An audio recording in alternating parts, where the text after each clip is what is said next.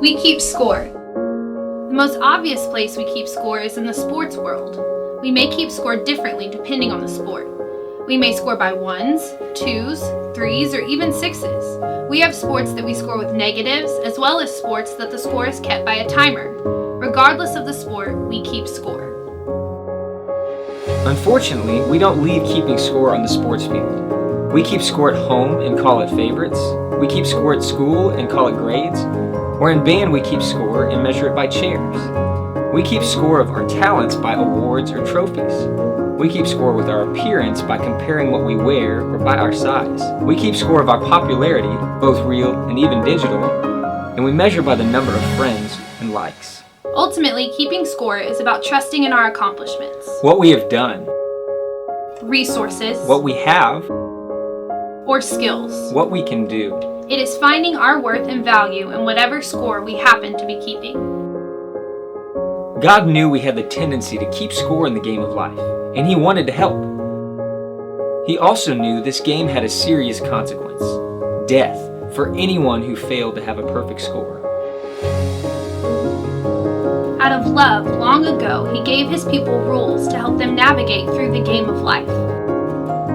These rules were very difficult to follow. They were so hard, God knew that in order to win in the game of life, His people would need to turn to Him for help.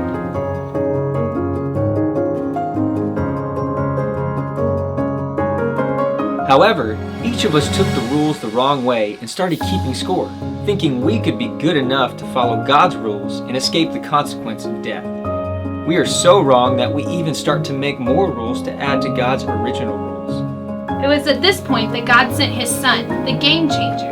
Jesus was life's champion and the only person able to score a victory in life. But how could we ever access His victory? We still have the consequence of death.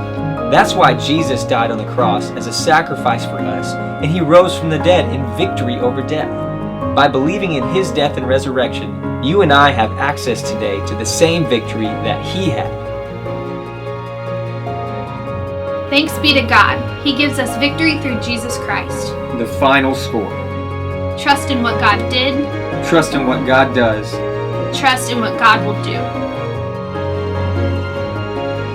From an early age, we are conditioned to trust in what we have, wear, say, and do. But when we believe in Jesus, we say that He scores all the points in the game of life for us.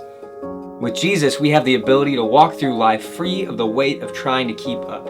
The final score is a victory cheer. He won, and in Him we win. Final score.